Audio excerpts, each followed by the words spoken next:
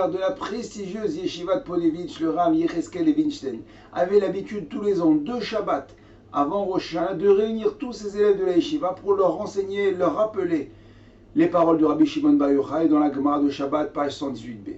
En effet, là-bas, il est écrit que si Am Israël observe 2 Shabbats, il serait immédiatement délivré. Bon, et ben alors c'est extraordinaire, on sait exactement ce qu'il nous reste à faire. Mais bon, on se dit toujours, ben lui il va pas faire, lui il fait pas, et puis ça fait des années qu'on fait Shabbat, et sauf on est toujours en galoute. Mais le Rav vient rappeler les enseignements du Chidush Harim.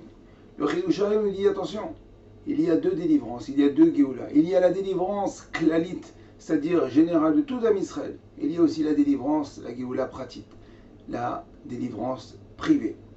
Et donc, 2 semaines avant Rosh Hashanah, si nous observons comme il faut, Shabbat, alors on sera aussi zoché, méritant d'une délivrance, d'une Géoula pratique.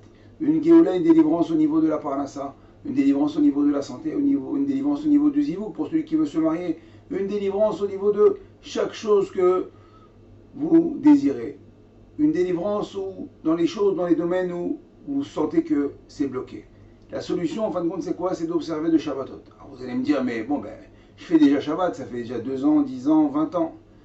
Mais rappelons les enseignements du Chavetz Chaim dans l'introduction du Mishnah Berurah au Chelek Gimel. Il dit comme ça, que tout celui qui n'étudie pas les halachot de Shabbat et mechalel Shabbat tous les Shabbatot, ça veut dire que celui qui n'apprend pas, qui n'étudie pas les lois de Shabbat, et bien en fin de compte, tous les Shabbats, il transgresse Shabbat. Et pourquoi? Mais je fais Shabbat, je vous dis que je fais Shabbat, ça fait des années. D'accord, mais est-ce que tu sais ce que c'est Shabbat? Est-ce que tu sais de quelle manière on peut dépioter un poisson, éplucher des légumes, sans peut-être transgresser la mélacha de borer, de trier? Et qu'en est-il de mouktsé? Et qu'en est-il de porter? D'accord, tu fais Shabbat, kol hakavod, mais il faut améliorer. Par exemple, pour apprendre à conduire, tu as pris des 20 heures, 30 heures, 40 heures, 50 heures. Pour apprendre à cuisiner, tu prends des cours. Pour apprendre, pour faire des études, pour faire médecine, tu as fait 7 ans. Et pour faire Shabbat, transgresser Shabbat, d'accord, c'est Chayav Mita.